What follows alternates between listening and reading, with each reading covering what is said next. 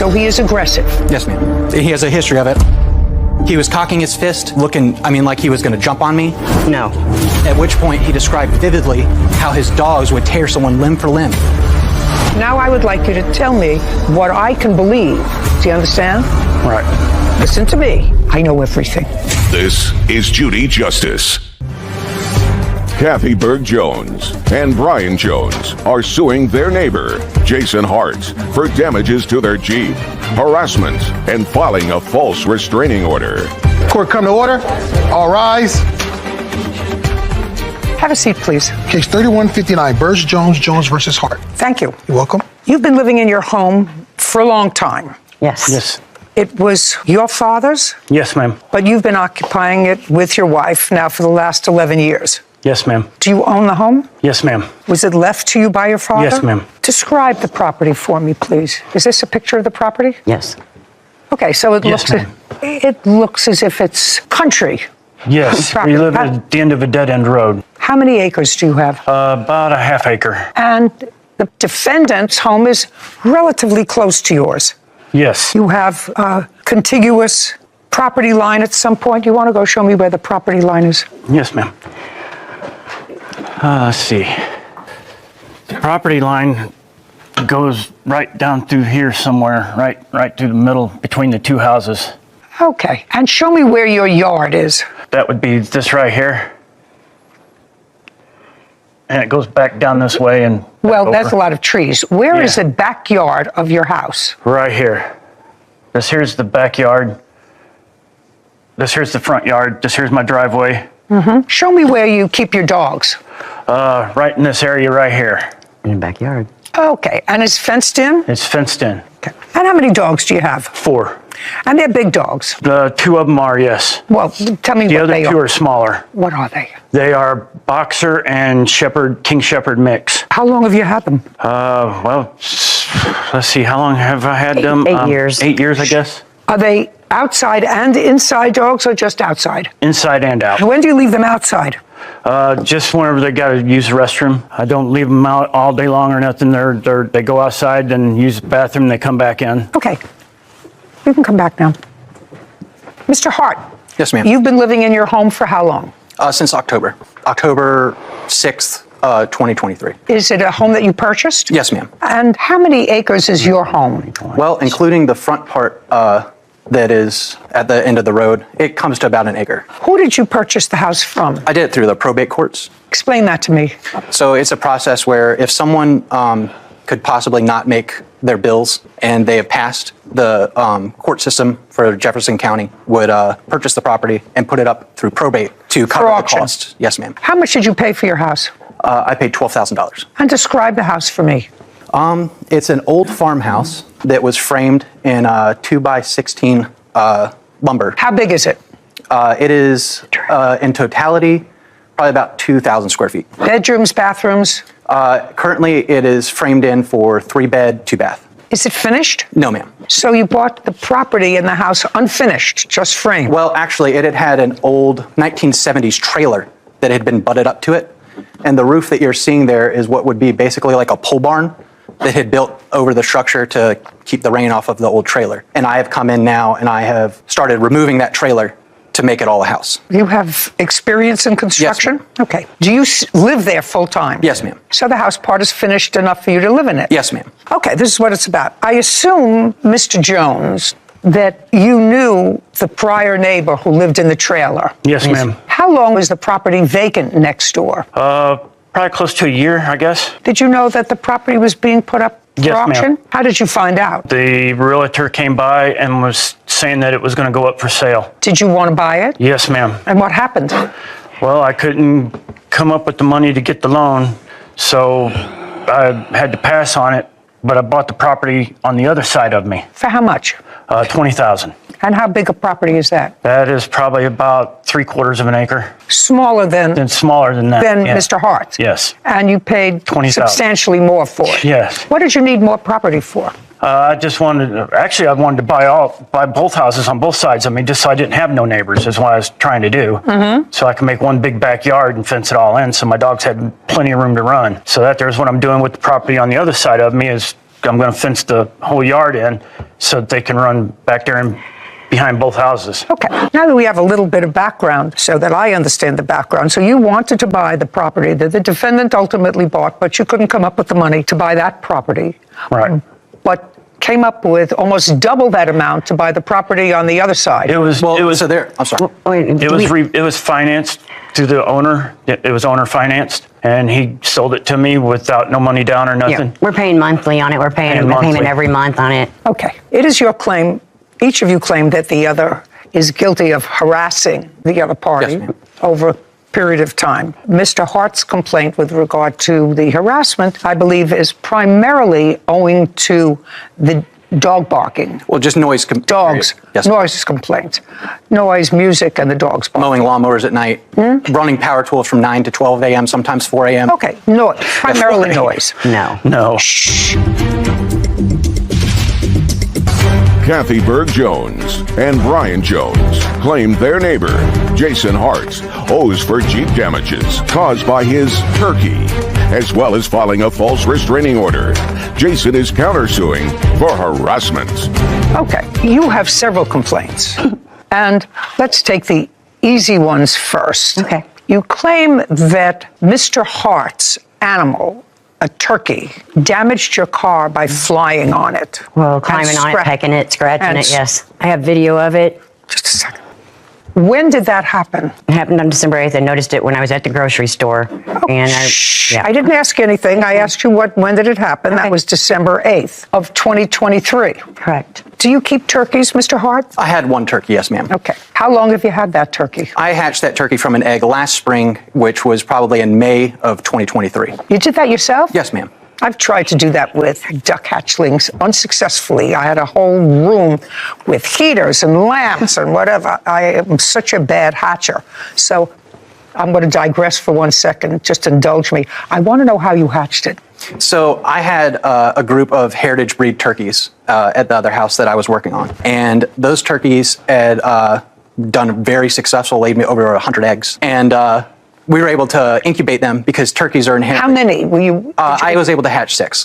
What kind of mechanism did you use? It's an automatic. It's something almost out of Jurassic Park, honestly. It's a little conveyor belt. Yes, ma'am. Yeah, and it turns everything the on I its own. used the same thing. Nothing happened with mine. I got scrambled eggs. The one that I have bought is extremely good, and it wasn't very expensive, honestly. And it takes how many days? I forgot. For a turkey, about 27. Okay, so you've had this turkey for... At that point, in December. 8 months or so. Okay. You've been living on property for 11 years more than that. Are there wild turkeys in this area? Yes, ma'am. But they're brown. Just a second. But there are wild turkeys. Their color is brown. Yes, ma'am. I actually know that because we have wild turkeys on property in Connecticut. Well, we used to have a family until somebody, I think, took them around November. What color is your pet turkey? So it is a royal palm, so it is black and white. And they fly. They can fly. I clip one wing so that they have a harder time doing so. But they can fly. Yes, they can. Okay. And the turkey that was on your car, and you said you had a video of that Yes. for me to see, it caused damage to your car. Oh, yes. Significant. And Mr. Hart, you would acknowledge that if your turkey caused damage to their car, you would be responsible. Yes, ma'am, if they can prove that the Okay. damage was from my turkey. Okay, so would you go over, one of you go over, show me your house, Okay. This is our house right here. okay, and which is your car? That's my car right there, my Jeep Renegade. Okay, would you play the video for me, please?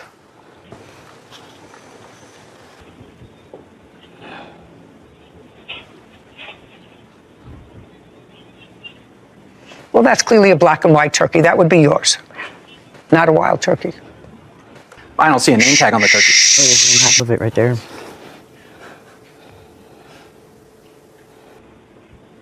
So those big scratches came in. Certainly a curious looking thing. Was this taken from a Ring camera or something else, or a stationary camera? Oh, yeah, we have cameras on the house. Okay, Security. That's it for the video. that's it? Okay. Please stop. So you saw the turkey on top of the Yes, ma'am. car? Okay. Can I see photographs of the car, please? They start right here, and then you go back. Okay.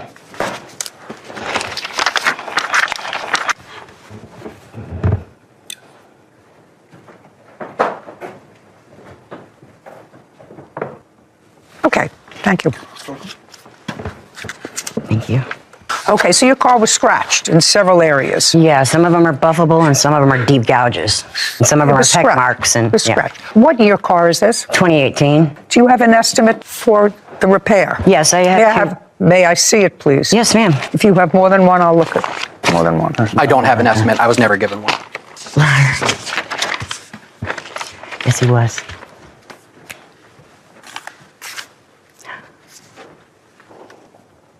You have insurance on this car? Yes, ma'am. Full coverage. Okay, and how much is the insurance covering? What's your deductible? 1,000. Did you have the car fixed? No, I haven't had it fixed yet. I took him the estimates on February 7th, and that was when he started giving me. Okay, but you notified your insurance company, I assume. No, I didn't tell them yet. Well, you should. This happened in December because this was not an intentional act on Mr. Hart's part. Correct. I was going to pay for it myself instead of turning it into the insurance because I was going to get it painted and fixed myself. Well, because your estimate is for $2,600, which may be reasonable or not, considering it's a relatively new car. But I assume you have a note on the car and full coverage. Right, yeah, Right? absolutely, yeah. So your deductible is $1,000, and that's what he would be responsible for, not the $2,600, $1,000, correct? Of course. It'd be different if he walked over to the car and slashed Yes, it ma'am. with something else, with a utensil and did something purposefully to the car or even negligently to the car. But he didn't. This was an act that was done by a pet that should have been in his control. So between the two of you, he's responsible, but he's not responsible if you have insurance and if your deductible, you said, is $1,000. The reason I was going to pay for it, though, was because with you go and turn it in, even if it's not, whatever, it's going to count against me and my insurance, and it's going to make my rates go up more. Well, that's and, too yeah, bad. I'd rather. Well, that's too bad. He's not paying the rest. I suggest you have insurance. I suggest that you use it. Right. Unless you've used your insurance previously a lot. Well, if you No. haven't, they're not going to increase your rates. Not on this kind of thing. The car was stationary, and it was an act of vandalism by a wild turkey. They can't blame you for that. Kathy Berg Jones and Brian Jones have accused their neighbor, Jason Hart, of owing for Jeep damages caused by his turkey. Jason is countersuing, claiming Kathy and Brian are harassing him. Okay, now, the next part of your case has to do with you. Yes. And it Both has of to us, do actually. with a restraining order that was filed against you by the defendant that you said was a false restraining order that caused you some difficulty. So I'm going to start with you. Yes, You ma'am. filed a restraining order against Mr. Jones? Yes, ma'am, on September 13th, 2023. Tell me the circumstances surrounding that. On September 9th, I had made a call to 911, which I have the call log for and the video or the audio recording of. Kathy had told me that a tree had fallen on her after screaming, hey, hey, hey, repeated at me to get my attention because they didn't know my name. At which point I turned around and I said that was very rude, and I was probably pretty harsh with it because I don't like being screamed at. And then once I realized that she was possibly hurt, I asked her, should I call 911? Which she answered to, yes, no, no, no. But I took her first inclination, called 911 right away. They came out to render services, and I honestly think I saved her life. Was the tree on her? There was no tree. She had started a gasoline fire that we had found out later in a court during that ex parte, that she had set the fire with gasoline and it had blown up on her leg. No. Shh, just a second. So he's going to tell his story. So you called 911 Yes, ma'am. and they came out. Yes, ma'am. And then what happened? Well, she had, I guess it was her sister or someone, take her to the hospital instead of the ambulance. And at that point, she came back. I think she had gotten some stitches in her leg. And she immediately walked over to my property and started kind of getting at me for, hey, what in the world was This that was all on September? Untrue. the same day. Would you do me a favor? Yes, ma'am, I'm sorry. Don't trip. You can't say I'm sorry again. Okay. Go ahead. This was on September. This was the same day, just 9th. a couple hours after the... 9th. Yes, ma'am. Okay. After she was released from the hospital, she came back where you were. Were you working outside or were you inside? I have pictures of it, but I was working on the house. Yes, ma'am. Okay. And tell me what happened. She came up and was very upset with me for having called 911. Tell me what she said. Upset is a conclusion. Tell me what she said. What in the hell was that all about? Getting pretty aggressive with me. At which point I returned with, I'm sick of you guys. You got to shut your damn dogs up. It's been a constant problem ever since I stepped foot on this property, and it needs to Okay. stop. So the problem existed well before Yes, ma'am. this fire mishap. It's happened because, and I read in your papers, that these 4 dogs are out most of the time and barking. Absolutely. Kathy is home every single day, and they're kind of out as they please. They sometimes leave the back door open to just come and go. Okay. And have you registered complaints to them about it? To them, yes, absolutely. That was how the reason that Brian brought the machete over to my house. Just a minute. When for the first time did you register a complaint about it? To them? To them. So the next day, Brian... No, before that. You've been there for a while, and the dogs were bothering you. I'm just trying to find out whether when it first started, you either called or approached the plaintiffs and said, listen, your dog's incessant barking is really irritating. I honestly can't remember. I just know that in the 2 months leading up to this, that I had not been able to get them to stop with the dogs. Okay. So then when you called 911, plaintiff refused to go by ambulance. She did go to the hospital. She came back. She came to you and said to you, what the hell was that all about? And you said to her, stop your dogs from barking. Yes, and probably exchanged some colorful language. Okay. What happened next? I told her to get off my property and not to come back. And? And the next day, Brian calls me over to the property line in between our houses. So Mr. Jones came out, called you over. You were working outside. I assume he was outside. He called you over to the property line. And he got very aggressive with me. Well, that's a conclusion. Tell me what he did. But he was cocking his fist, looking, like he was going to jump on me, telling me that you better be glad that I'm on this side of the property line and not your side of the property line, and that's why I'm over here. And you're starting to really me off. At which point he described vividly how his dogs would tear someone limb for limb if they ever got into their backyard. That he can't walk his dogs because of how he's afraid of what they would do around other people. And that's also in the court documents from the ex parte that he was sworn under testimony and testified to. That he did? Yes, ma'am. I'd like to see it. I don't have that with me. Well, then it doesn't exist. Okay. I understand. Good. Okay. So he is aggressive. Yes, ma'am. He has a history of it. I have that here as well. With you. I'm talking about with you. At that moment, that was the first time that he That was got the to first point. interaction. Yes, ma'am. With you. Was it based on that interaction that you filed for a protective order? No, ma'am. What happened next? I'm on my property, and Brian told me that he was working on his new house, and he was working with his machete, and he saw that I was doing something. He came over to help. But at no time had he ever been on my property to help me with anything.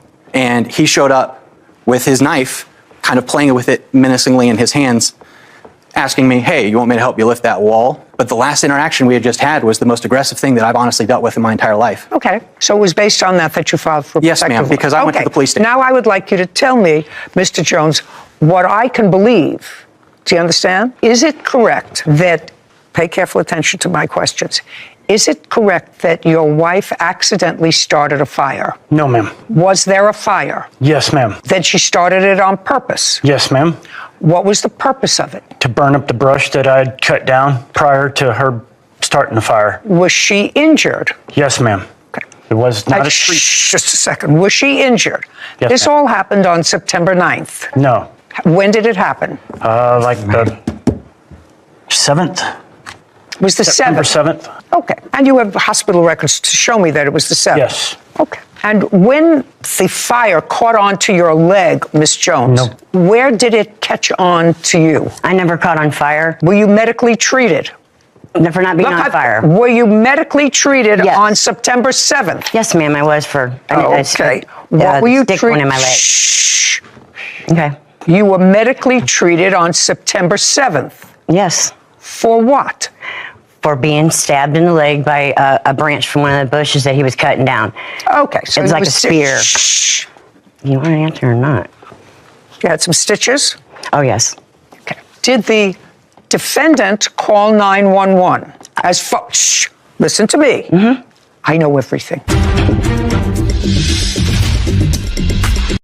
We were in an actual relationship for 5 years. He took the dog, and you want the dog back. Yes. His anxieties were surrounded by her grandson because of the fact that he would beat him. He sprayed hairspray in the dog's eyes. You don't make that up. I don't think he over-disciplined. This is not a tea party, madam. This is when you have to listen. This is Judy Justice. Deborah Borelli is suing her ex-boyfriend, Osmond Brown, for harassment, personal property, and her dog, Luca. Court come to order. All rise. Have a seat, please. Hello, Judge. Hello, Kim. Case number 3086, Barrio versus Brown. Thank you. You're welcome.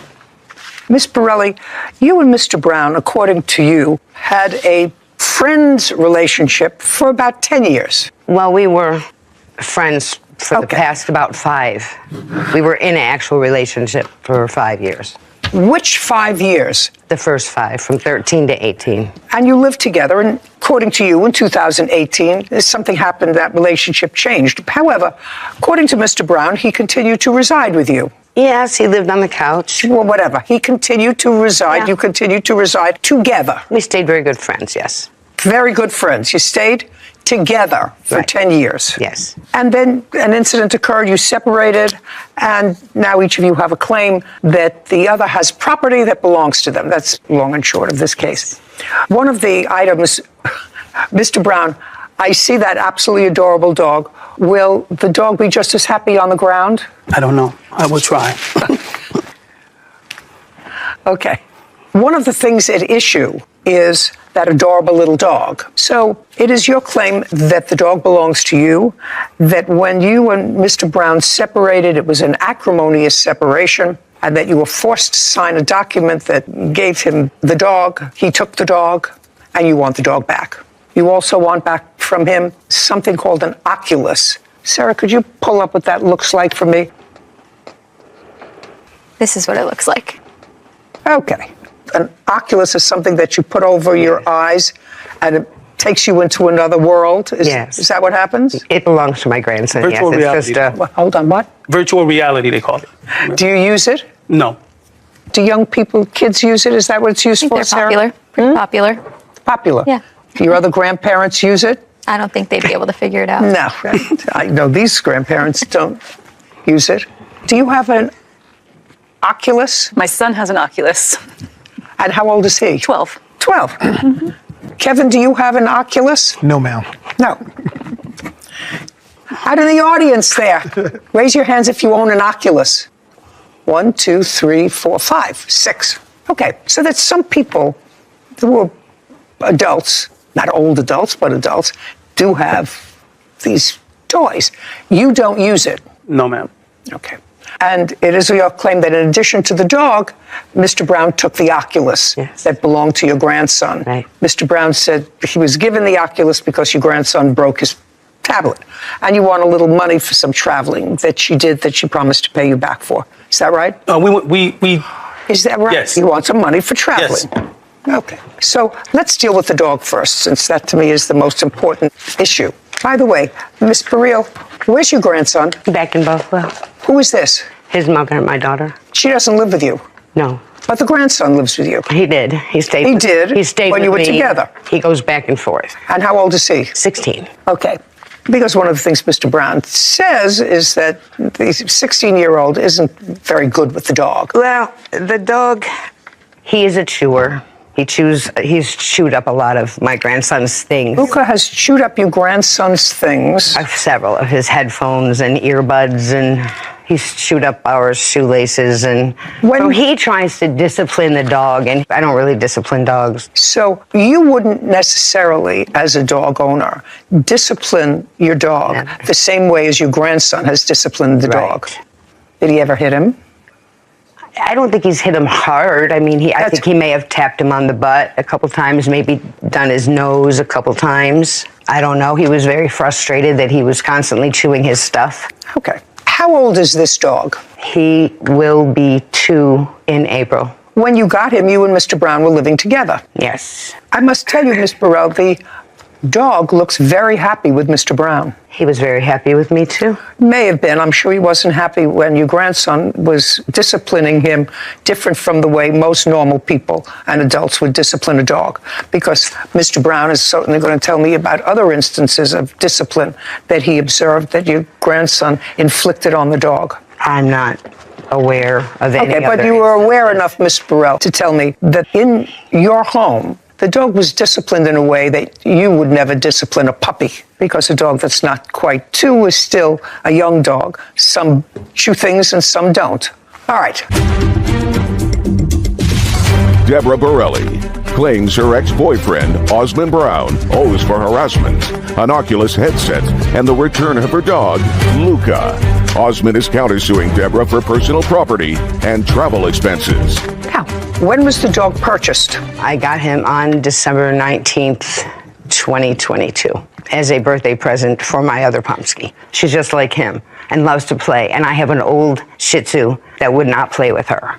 And then I came across a Facebook post about a woman who was getting rid of a dog that was swimming in her basement. Well, he lived in the basement. And when I contacted her, she said, I'll send you some pictures. And it was a couple pictures of Luca sitting on some stairs. And she said, oh, we went down in the basement the other day and the basement was flooded and he was swimming. I said, swimming? And she said, yeah, so we put him on the stairs. And I said, I'll be over. So you took the Osmond dog. and I went to look at him, and he made my other Pomsky a little nervous. So we went back, and Oz kept saying, you don't need another dog. She doesn't need a friend. She's got toys. You know, I said, I have to do something about this dog. The woman And was Mr. Brown was with you? Yeah. Okay. So you went together? To look. And he said no. So I came home, and I thought about it, and I kept in touch with that woman, and she said, if you don't take him, he's probably just going to go to a shelter. I talked to Oz again. I said, I have to go get this dog. I have to. He's living on stairs. Okay. And so I purchased him. He was not happy about it, but I purchased him. For how much? $240. It started at $500. I told her I couldn't do it, so. Okay. Mr. Brown, do you need a tissue? Yes.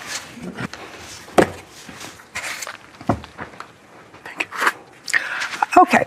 Mr. Brown, first, do you recall, sir, going with Miss Borelli to pick up the dog? Yes. Were you with Miss Borelli when she purchased the dog? Yeah, I bought the dog. I gave her the money to purchase the dog. And where did you get the money from? I worked Okay. at that time. Does Miss Borelli work? She worked periodically. I got her 2 jobs for a company that I worked with. They were contractual for 90 days. She did that twice. And then she worked for the census Okay. every 10 years. He would like to go and say hello to her. Yeah, I know. Okay.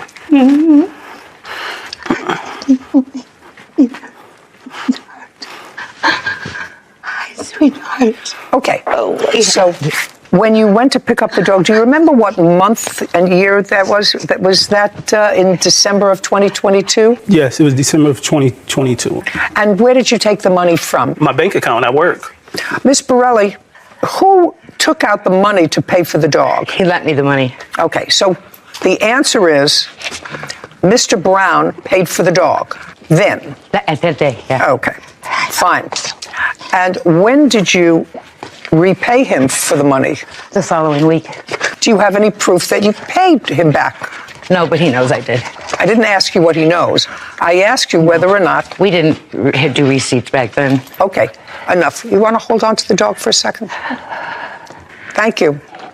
When you lived in the house for these 10 years, how much was the rent in the house? There wasn't really rent. I pay a mortgage with my retirement from the post office. Okay, and how much did Mr. Brown contribute towards that? He had the gas and electric in his name. Okay, so the gas. And it varied. Just a second, the utilities were in his name. Yes. I paid the cable, the phone bill for 8 years, the mortgage. Okay, there is a mortgage. And did he contribute anything towards the mortgage? Not towards the mortgage, really. But did he take money out of his bank or write you a check for anything other than the 2 utilities that you said are in his name that he pays? Yes, he gave me different amounts. At one time it was 3, so 4. the answer is you actually lived in, as he put it, a domestic partnership for those 10 years. It really was. Okay, so let's be fair and easy about it. Now, Mr. Brown, what, if anything, did you observe with regard to Miss Borelli's grandson doing with the dog? By the way, the dog still chewing up your house? I'm going to answer both questions, but first I'm going to answer the chewing of things first. The dog did have a problem chewing things because he had anxieties. His anxieties were surrounded by her grandson because of the fact that he would beat him. I'd sleep on the couch, like she said, for the last 5 years, I've been sleeping on the couch. When her grandson comes, he also sleeps on the couch, but sometimes in the middle of the night, like he's always on his computer doing something. So if he gets angry or something, he takes his frustrations out on the dog. The fact that I'm in the room and I'm sleeping and I let her know these things, she don't really discipline him. She just says, oh, this or oh, that. He sprayed hairspray in the dog's eyes one day and told her that he thought that it was his butt That's what he told her. He thought he was spraying his butt. Why are you spraying his butt? You don't know his face from his butt that you gotta spray him in the eyes? What precipitated that? I don't know. He's always trying to do things to the dog. Did you see it? I heard the spray and I heard the psst, and I heard the dog doing this here with his eyes, so I know something happened. Just a second. You smell it, you can see Just a second. Did you confront her grandson about it? Yes. What did you say to him? I said, don't spray this dog in the eyes. I even went and told her he's spraying the dog in the face with eyes. He said he thought it was the dog's butt. Did you hear him say that? Yeah, he told her that. Okay. Yeah, you don't make that up, madam. He wouldn't have heard the spray. He's in a complete... What I'm telling you is he wouldn't have made up that story. Ms. Borelli, there are lots of stories that you make up. He's not that imaginative. There are a lot of ways that you can say you can abuse a dog, but spraying the dog in the eyes with spray, and then that remark that a 16-year-old wise guy might say, you don't make that up. I told him a good way to discipline an animal, including a cat that's doing something bad, is you get a spray bottle and you fill it with water. Yes. Just look at me. Don't look at him. You get a spray bottle and fill it with water, and you can put it on a light mist and you spray them. But this is not what he did. He didn't spray the dog with water. I believe that's what he did. No, that's not what he said. He didn't say spray the dog with water. But now we're getting to the fact that he did, in fact, spray the dog. With water. Okay, the dog is staying with him. Period. End of discussion. He paid for it, $240, and unless you have proof that you took out $240 that was paid for the dog. He loves the dog just a so second. much. Why is he trying to sell it back to me for $3,000? Just a second. I sold that Let me tell you something. Deborah Borelli is accusing her ex-boyfriend, Osmond Brown, of harassment and wrongfully keeping her dog, Luca. Osmond is countersuing for personal property and travel expenses. By the way, can I see the piece of paper that she signed giving you the dog? Yes. The top half was ripped off. There was more writing on the top half of that. I will let Osmond Brown take my dog Luca in order to get Desmond to leave my home forever. The top half says something completely different than May I? ripped off. I'd like to take a look at what you're showing me. This isn't this. This No, isn't. I don't have that. Well, this isn't it. That shows you that he's trying to sell me the dog back. If you want to buy it back, you can buy it back. For $240? Listen to me. He's got the dog. I will let him take the dog if he agrees to leave. That's what this document says. Just for the day. Just a second. That's not what this document says. Because he's ripped it. Just a second. You should have made a copy.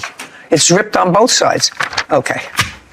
Now, he wants the dog. He paid for the dog. As long as your 16-year-old grandson has access to your house, which you say that he does, the dog is staying with Mr. Brown.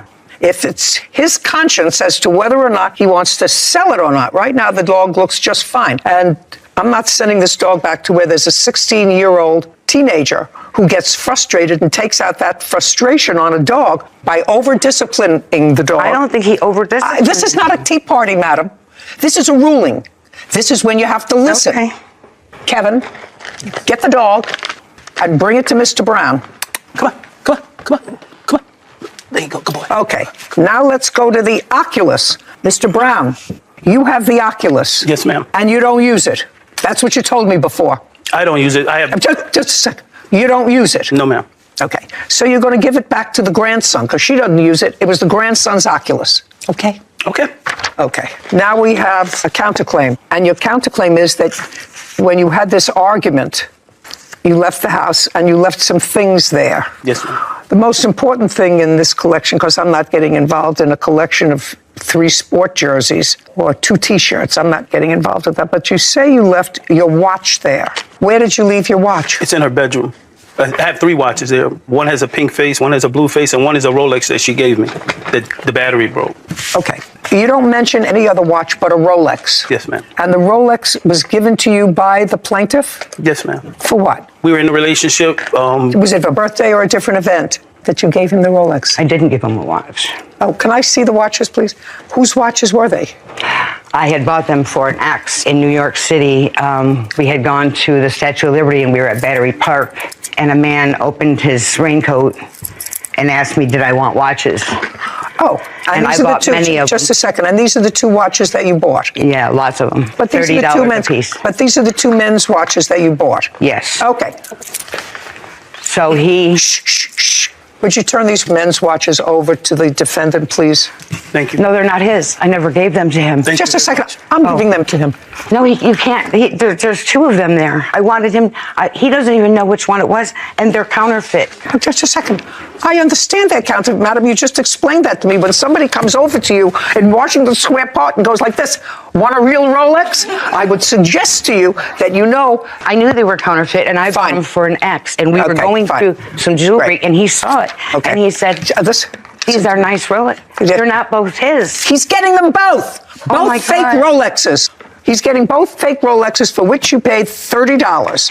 Now, what other expenses do you think she's responsible for? So we planned a trip to Atlanta with me and her grandson and my mom. When? So we were supposed to go on October 28th. It was a non-refundable trip. So once I paid for it. Once I paid for it, she's supposed to pay her $850. She never paid her $850 because when she got her money, she threw me out the house and said she's not going on the trip. So that's when I told her I need that $850 back. Just a second. You paid the $850 for what? To fly to Atlanta. Oh, to fly. To fly, yes. To fly. Yes. Okay. And that was just on a vacation trip? Yes. Okay. Did you go? Yes. Who else did you go with? My mother. And you flew there? Yes. And you knew she wasn't going. So what did you do with her tickets? I couldn't do anything with her tickets. I left everything there. I told her on the phone she could still go. It's still there for you. You can still go. She said, I don't want to be in the same hotel with you or She's something not, like that. She's not going. So, okay, you're taking the dog home. I expect the Oculus to be packed and take it to a post office, box it, and send it back to her grandson. Now, you want it to go to your house? The Oculus, do you want to your house? But how will I know that he's not going to break it? You know, because I'm telling him not to break it, to put it in a box and send it back. Do you understand? yes, ma'am. Okay, don't break it. I won't. He won't. Okay, we're done here. He gets the dog, you get your Oculus. We're finished. Thank you. This court is adjourned. It's the dog that's worth money, and that's why he wants it, because he's greedy and ruthless. The only way I felt like I could help this dog is if I got her to sign him over to me so I could leave. He's going to turn around and sell the dog. So it's going to be a beautiful Pomsky for sale. No, this dog is part of our family. This dog is loved by two families now. He has a bunch of kids that love him and play with him, and either at my brother's house or at my house. Because I rescued that dog. He did not want me to rescue that dog. That dog had a terrible life until I went and rescued him. It's almost impossible to separate these domestic partnerships and property and what you spend. You know, you have courts set up for divorces, but you don't for living together as almost marrieds. But the papers indicated that he took the dog, and there's no question. He didn't say he's taking the dog for one day because she wanted him to leave. And she said the condition was she would give him the dog if he left the house forever. That was in the paper. And her statement that I was just giving him the dog for one day just doesn't fit with that. And he paid for the dog. The dog looks very well taken care of. And she acknowledged that the grandson did in fact abuse the dog. Sure. So it was a very easy decision. And the Oculus was made easy actually by him. When I said, do you use the Oculus? He said, no. Give it back to its owner. Give it back to its owner. Anyway, living together is never easy when you have to dissect it and divide it After at the the end of the day. fact. She picked up the horse, didn't pay anybody, and within days or a week called you and said, this horse is injured. I don't want it. Yes. Because you knew she was having the vet come out to look at the horse to make sure that the horse was okay. Come up with an answer. Yeah. Before she bought it. This is Judy Justice. Paul Cole is suing his customer, Paula Capestro, for the cost of a racehorse and lost earnings. Court come to order. All rise. Have a seat, please. Case 3118, Cole versus Capestro. Thank you. You're welcome. Mr. Cole, the case is relatively simple. You claim that the defendant owes you for a horse that you sold to her. The defendant is counterclaiming for the money she expended taking care of the horse, which she said you abandoned, and the sale was for the horse was never concluded. Correct? Correct. Okay, let me get some background information from you, Mr. Cole. You were not originally in the horse business. Nope. Nope is not an answer. Nope, No, you say ma'am. to a friend. Here, no. The answer is no. And your business, according to what I read in your complaint, was racetrack. One of my businesses is owning a dirt racetrack, yes. When did you develop an interest in horses? Probably about 25 years ago. I've been friends with our trainer and been around the horse track for my whole life. My family and I decided it would be a good leisure activity for us. And when did you decide we to purchase bought our your first horse? We bought our first horse in May 23rd of 2023. And I assume then you relied on your friend and witness to help you make that purchase. Yes, Your Honor. What was the name of that first horse? Hanger 1. So the first horse that you purchased was the horse in question. Yes, ma'am. And where were you going to keep him? The racetrack offers stables for the horses that race there at no charge, and it's maintained by the trainer. Takes care of the feed. We pay him a day rate to take care of the horse. Your trainer. The trainer, correct. This gentleman. Correct. Okay. I didn't understand a word that you used in your complaint, sir. You said, my friend suggested I buy a couple of horses. I assume that this is your friend. Yes, ma'am. We went to a claiming race, and I claimed a thoroughbred named Hanger 1. Tell me what a claiming race is, sir. So what a claiming race is, the horses race for a price, and any horse in that race can be purchased by a licensed owner by putting a claim sheet in before the race starts. So 10 minutes before the race starts, you have to put the money up to purchase that horse. In this case, the horse was in for $5,000. The horse was in the race. Right. Any horse in that race can be purchased for $5,000. So it's a fixed price, $5,000. And you purchased Hanger 1 on the 23rd of May, 2023. You claimed that, we call it claiming, you paid $5,000 for the horse. Since the horse stays at the racetrack and is run regularly, how regularly? About every 2 to 3 weeks. Now, you bought it on May 23rd, which means it raced on May 23rd. Correct. And when was the horse's next race? I believe it was June 3rd. Did it win? Did not. When did it race again? June 23rd. Did it win? Did not. When did it race again? July 4th. Did it win? It did not. When did it race again? I believe it was July 18th. Did it win? It finished 3rd. The answer is it did not win. Next time it raced. It was scheduled to race on August 1st. Our trainer noticed that he had inflamed tendon sheath, which is kind of like tennis elbow. And we planned to scratch him that day so he'd have time to rest before he raced him again. And he never raced again for you? Did not. And that's when you decided that this was not a horse that you wanted to keep? We were planning on keeping him. The offer came in discussions between our trainer and the defendant, discussing taking the horse and moving him into the show world. So far you've had this horse and you never saw it win a race? Correct. And then you decided to sell it? You know, the opportunity to give the horse a life in the show world, with getting our money Mr. out, Cole, seemed like a reasonable argument. Mr. Cole, yep. I'm not a stupid woman. You don't sell something you want.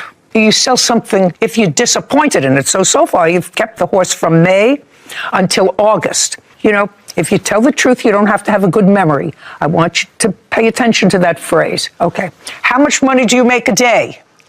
How much money? $60 per horse. How many horses do you take care of? Right now, I got 2. You want to tell me how you got involved with these two people? My husband says it was very dumb of me. Okay.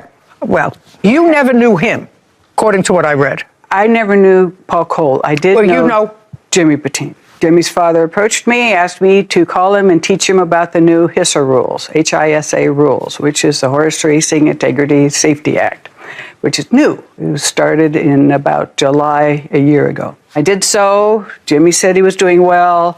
This is Jimmy. The trainer. Just a second. Stand up. Move over.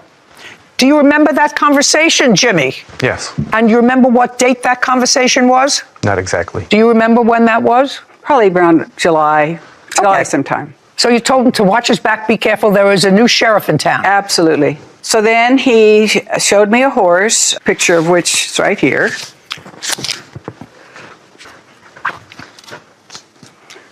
What's your business, by the way? I'm a bloodstock agent and a horse trainer. How long have you been doing that?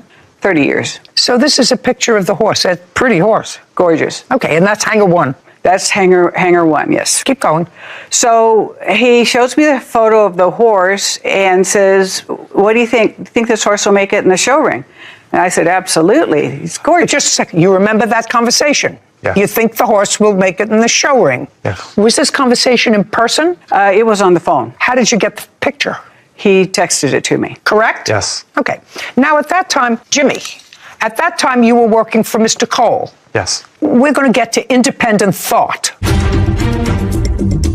Cole claims his customer, Paula Capestro, refuses to pay for the racehorse she purchased. Paula is countersuing for the cost of caring for the horse. Right now, you helped him select Hanger 1 back in May. Is that correct? Yes. And Hanger 1 was underperforming. Yes. And you also noticed prior to this conversation that the horse had sort of swollen ankles. Yes. And I want you to be very careful with this answer. You discussed the swollen ankles with Mr. Cole. Yes. Did you discuss with him selling the horse? Yes. Prior to your conversation with the defendant? No. When? Shortly thereafter, I had talked to Paula. Well, why would you ask her if she were interested and text her a picture of this horse if your boss hadn't told you that he was looking to get rid of the horse? Come up with an answer, Jim. Don't speak, Cole. Come up with an answer, Jimmy. You're an employee. You told him to buy the horse. The horse underperformed and then had swollen ankles, which you saw. One swollen ankle. Is that the same swollen ankle where it had a broken ankle? Is that the same ankle? I never knew the horse to have a broken ankle, man. But now you know. I do now. Now you know. So I'm asking you a question. I don't. Was that the same ankle? I'm not 100% certain. Are you 90% certain? No. Has anyone told you since, Jimmy, that the horse had a broken ankle at some point in its life? I'm not 100% certain which ankle was broken. But you knew. The tendon sheath was on the left front. So now, just serendipitously, you're speaking to this person who was a friend of your father's and who you knew, and ask her, do you think it would be a nice show horse? So now we're going to get back to your case. It is your claim, Mr. Cole, that there was a contract for the sale of this horse for $5,000, that the defendant, Ms. Capestro, picked up the horse, didn't pay anybody the $5,000, and within days or a week called you and said, this horse is injured, I don't want it. You say the sale was concluded. She owes you the $5,000 for the horse. That's your case. It is the defendant's position that she picked up the horse to have a look-see at it before she paid $5,000, which is why she didn't pay $5,000 when she picked up the horse. She didn't give you $5,000, did she? No. Didn't give you $5,000, did she? She just picked up the horse, which you gave her. Were you there when she picked up the horse? Yes. All you have to do is tell the truth. Then you don't have to have a good memory. Do you understand? So you were there when she picked up the horse. Did you ask her for the $5,000? That's a question. Did you ask her for the $5,000? No. Now, that was on the 2nd of August. Did you tell Mr. Cole that the horse had been picked up? Yes. And what did he say to you? Good. Good. Did he say to you, where's my money? The answer is yes or no. No. Not at that moment. No. When did you ascertain that the defendant was not happy with the horse? I believe it was the following Friday. They had the vets come out, I guess, to look at the horses. Jimmy, did you say to her, what do I care about whether the vet's coming to look at the horse or not? Where's Mr. Cole's money? No, I didn't say that. No, because you knew she was having the vet come out to look at the horse to make sure that the horse was okay. Yeah. Yeah. Before she bought it. The reason why she was having the horse vetted out was because they're worth a lot more money in the show world if the horse has a vet clearance saying that she could possibly be making 6 figures with the horse. Maybe it would turn into the most substantial horse in the world. What did that have to do with Mr. Cole's money? She wasn't going to give him any more money if the vet came out and said, oh, this is some bargain for $5,000. She wasn't going to say, listen, I'll give you $50,000 for the horse. No. We wanted $5,000, which is what we paid for it, and she thought she thought she'd get out on the horse no matter what. But if the horse did vet out, it was going to be definitely a bigger payoff for her. Okay, I don't think so. Anyway, now you have to prove to me, Mr. Cole, that there was a completed sale, because certain things are common sense. This is the copy of the letter that I sent to her. indicating that we delivered the horse. She indicated. No. Before you sent her a letter demanding your money, I want to see a completed contract. It can be a contract. It was a verbal contract. Show me the texts that complete the contract, because right now, Mr. Cole, I want to tell you what I see. I see somebody picking up an animal and having it checked out by the vet. Nothing was done, and she agreed to pay the $5,000 for the horse if the horse checked out. Just a second. I don't want to see your statements to her that you owe me money. I want to see, when she bought the horse, text messages. That's what I have right here, Your Honor. I want to take a look at. On Wednesday, July 26th, she starts the conversation back. Just a second. I'm going to look at it. On August 4th, you wrote, Paul Cole, please send him the money so I don't have to deal with this anymore. She responds, sorry, Paul, but your horse has a lot of issues. It's going to take 6 months rehab before we can give him away to a nice home. Jimmy, your horse has all kinds of problems. This is why we always vet them. Has to be done. I'm sending the report now. That's what she wrote to you. Mr. Cole, would you have purchased this horse if you knew that it had a broken leg when you were going to race it? The answer is either yes or no. Would you have purchased? It did not have a broken leg when we raced it. It was racing. Just a second. If your trainer had told you on May 23rd that the horse had had a broken leg in the past, would you have bought it? Yes. Baloney. Because it also gets confirmed by the state vet and the track vet, not just his word. I'm just going to look and see whether or not the horse had a broken leg. There was no way for us to know until after. Well, that would not be her problem. Can I see the vet's report, please? Both of these. Your Honor, there's two reports. Shh. Well, this has a report, study date August 3rd. This was the day after you got him. That's correct, Your Honor. So the horse broke his leg on June 7th of 2022. Which leg? Same one, left front. Paul Cole has accused his customer, Paula Capestro, of refusing to pay for the racehorse she purchased. Paula is countersuing, claiming Paul knowingly sold her an injured horse. Where's the horse now? The horse is in the possession of... And how did that happen? She was the one that had the horse when he originally fractured his ankle in 2022. I contacted her, and that's when I learned that it had been the same ankle that had fractured again now in 2023. So you gave the horse back to that person? She's a good caretaker. Just a second. I'm asking you a question. Yes, I sent it back. For nothing? Nothing. Do you know who you bought the horse from? The owner was... that we claimed the horse from in the race was the trainer. So you got it from her who had been racing the horse? Correct. Mm-hmm. Now, when you told Mr. Cole to buy the horse, did she tell you that the horse had broken its ankle? Nobody. We didn't know. I never knew until the vet report that she sent. Well, let me ask you this question, Mr. Cole. Yep. If you knew then what you know now, would you have purchased the horse? No. The answer is no. Wouldn't it have been a good idea, Mr. Trainer, to tell Mr. Cole, listen, it looks like a nice horse, but we really should get it examined before? You can't do that. You can't do that when you claim a horse. Right. As far as the horse is concerned, the horse never won a race that you saw. Right. Okay. When did you purchase a horse like this? You took it to the vet the very next day that you picked it up. Correct. When did you tell Jimmy that you weren't purchasing this horse? 2 days, 3 days later, I sent a text. And what did the text say? It was a copy of the text I sent to Mr. Cole. Which said what? I can't buy your horse. He's got a lot of problems. It's a good thing he quit racing. And so you sent it to Mr. Cole? Yes. No. And what did Mr. Cole say to you in response? You put it in the trailer, you own it. Now I'll see your letter. So I never had any conversation or text back and forth with her. I sent her this letter as the first communication I had with her, in which time I was seeking payment. Her response is written at the bottom. She said to you in her answer, and you said, I demand my money. And she said, Hanger 1 did not pass the vet exam and I opted out of the sale. This was disclosed to Jimmy along with the vet report. Jimmy was coming to pick up the horse or leave him as a giveaway horse. Did you answer her? I did. We went start with a long list of texts back and forth that you should have. Oh, okay. So it comes in here. Correct.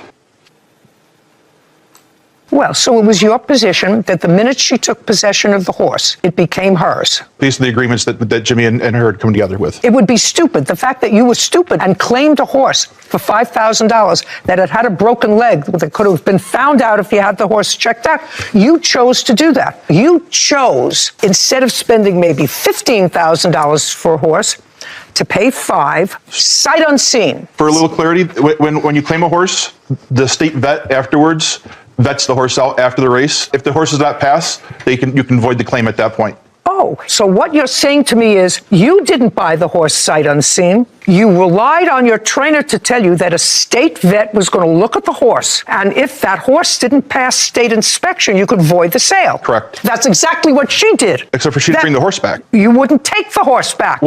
She never offered to bring the horse back. She told us to come pick it up. Oh, well, that's the same thing. And you said, no, this is a sale, it's finished. So she did the same thing that you did. So my problem with you, madam, quite frankly, is that you gave the horse back to her because you have a counterclaim. And your counterclaim is the money that you spent taking care of the horse. Correct? Correct. Well, you're not going to get it. He's not getting his money. But I think it was terrible judgment, knowing what you knew, because he didn't know. I believe Mr. Cole. So you're not getting the money. Okay. But I do believe that when you buy a horse, like you did, even claiming it, it has to pass a vet's inspection. This vet said it passed inspection. It clearly was a smell test because the horse had a broken leg. Had a broken leg. It had a broken leg, but not currently has a broken leg. Okay. It was cleared to run. Okay. You know, I'm going to leave you two people exactly where I found you. This was a really very interesting educational process for me. But I think she took the horse with the intention of having a vet check it out. It didn't. She told you to come and get it, and you didn't, so you don't get your money. So you'll eat the expenses that you incurred with the vet and everything else with regard to the horse. We're done. You'll claim. I hope you enjoyed today's Judge Judy episode. This case was packed with surprising twists, emotional moments, and powerful courtroom exchanges from beginning to end. Every episode of Judge Judy reminds us that the truth has a way of coming to light, no matter how complicated a situation may seem at first. At the beginning of today's case, both sides confidently presented their version of events. Each person believed they had the stronger argument, and each tried to convince the court that they were telling the truth. As the testimony continued, new details began to emerge, and the story became much more interesting than anyone expected.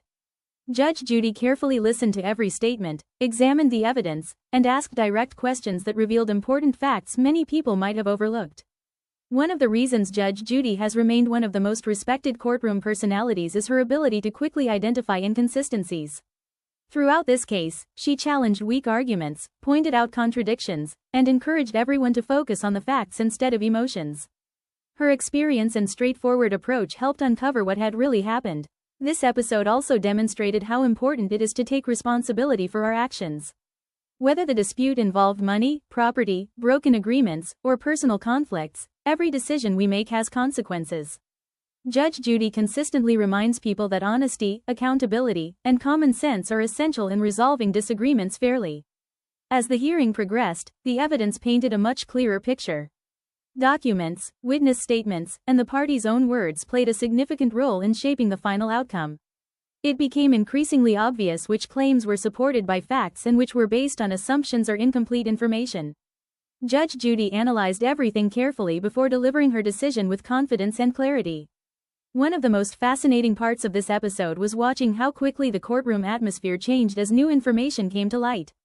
What initially appeared to be a simple disagreement evolved into a much deeper story, proving once again that first impressions are not always accurate. Every question asked by Judge Judy served a purpose and helped move the case closer to the truth. Episodes like this continue to entertain millions of viewers because they combine real-life conflicts with valuable life lessons. Beyond the courtroom drama, they encourage us to think about personal responsibility, respect for others, and the importance of keeping our promises. They also remind us that careful listening and honest communication can prevent many disputes before they ever reach a courtroom. Judge Judy's firm but fair style has made her a trusted figure for many years. Her ability to remain focused on the facts while cutting through unnecessary arguments is one of the reasons fans continue to enjoy her show. Every case is unique, and each one offers a new perspective on everyday challenges that people face. We'd love to hear your opinion about today's case. Do you agree with Judge Judy's final ruling, or would you have decided differently? Which moment surprised you the most, and what lesson did you take away from this episode? Share your thoughts in the comments below because your opinions make these discussions even more interesting. If you enjoyed today's Judge Judy episode, please take a moment to give this video a thumbs up. Your support helps our channel grow and allows us to continue bringing you more exciting courtroom moments and episode highlights. Don't forget to subscribe to our channel and turn on the notification bell so you'll always be among the first to watch our latest Judge Judy videos. We regularly upload new episodes, memorable courtroom moments, and fascinating legal disputes that you won't want to miss. Thank you so much for spending your time with us today. We truly appreciate your support and hope you had as much fun watching this episode as we did sharing it with you. Stay safe, stay positive, and we'll see you again very soon with another exciting Judge Judy episode. Until next time, thanks for watching, and have a wonderful day.